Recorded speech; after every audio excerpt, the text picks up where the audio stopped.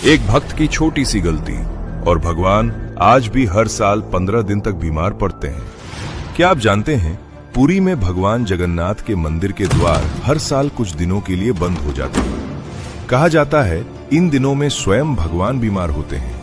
लेकिन सवाल ये है, भगवान बीमार क्यों होते हैं? इस रहस्य की शुरुआत होती है सैकड़ों साल पहले। पुरी में एक महान भक्त रहते थे, माधव दास। उन्होंने अपना पूरा जीवन भगवान की सेवा में समर्पित कर दिया था।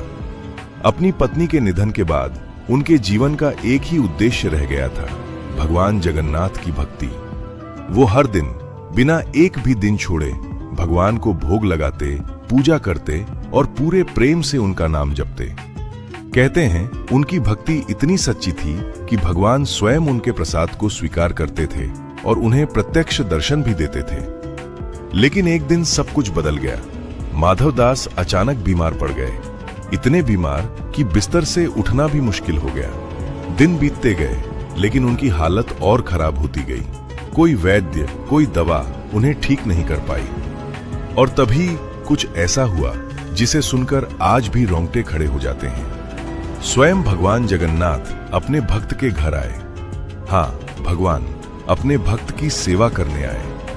उन्होंने कई दिनों तक माधव दास के पास रहकर उनकी देखभाल की। धीरे धीरे माधव दास ठीक होने लगे। जब वो पूरी तरह स्वस्थ हुए तो उनकी आंखों में आंसू थे। उन्होंने भगवान से पूछा, प्रभु, आप तो तीनों लोकों के स्वामी हैं। आप चाहते तो मेरी बीमारी एक पल में ठीक कर सकते थे, फिर आपने इतना कष्ट क्यों उठाया? भगवान मुस्कुराए और जो उत्तर उन्होंने दिया वो इस कहानी का सबसे बड़ा सच है। माधव दास, ये तुम्हारे कर्मों का फल था। अगर तुम इसे इस जन्म में नहीं भुगतते तो तुम्हें अगले जन्म में फिर जन्म लेना पड़ता। मैं अपने भक्तों को दुखी नहीं देख सकता। तुम्हारे कर्मों के अभी 15 दिन बाकी थे, इसलिए वो 15 दिन का कष्ट मैंने अपने ऊपर ले लिया। सोचो, भगवान जो पूरी सृष्टि के स्वामी हैं, उन्होंने अपने भक्त का दर्द खुद सह लिया। और तभी से आज तक हर साल भगवान जगन्नाथ 15 दिनों तक बीमार रहते हैं।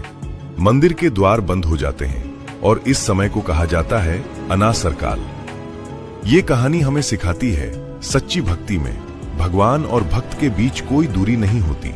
जहां भक्ति सच्ची होती है, वहां भगवान खुद भक्त का दर्द अपने ऊपर ले लेते हैं। तो बताओ, क्या आपने कभी ऐसी भक्ति देखी है? अगर सच्चे भक्त हों तो कमेंट में लिखो, जय जगन्नाथ।